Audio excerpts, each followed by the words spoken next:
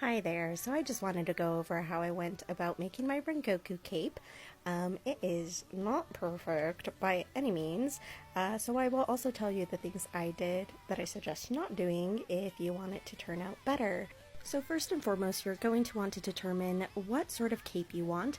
I originally wanted to do a half circle cape, but was not able to do that, so I ended up going with a quarter circle cape. Either way, it begins the same. Start with your fabric folded in half and then pin a string or measuring tape to use as a guide for drawing your curves. I did about 6 inches for the neck curve, that's pretty standard. And then I think for the length of the cape, I did like 28 inches. It did end up being significantly shorter than I would have liked.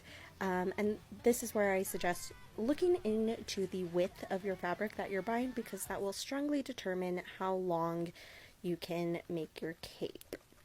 And then here I realized having my fabric folded that way, I would not have it be long enough for the flames, so I had to strategically place it this way so it's still on the bias and I could have long flames. From there, you just follow the same steps as cutting out the white fabric, measure, and use a string or measuring tape to help with the curve. Then here I am determining how far up the cape I want the flames to reach. I think I ended up doing about 22 inches. Again, you don't have to follow these measurements because they are incredibly short. Measure yourself. But anyway, just mark off how high you want the flames, and then from there I just started freehanding the flames using my Rengoku figure as a reference. A little advice on freehanding the flames.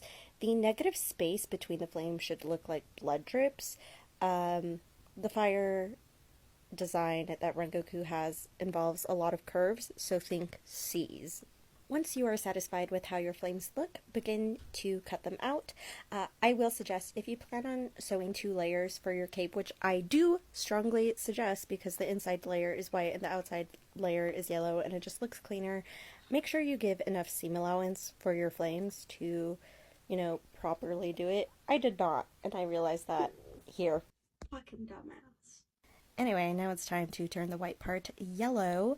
I suggest dyeing it. I ended up doing spray paint because I was on a time crunch and needed it done.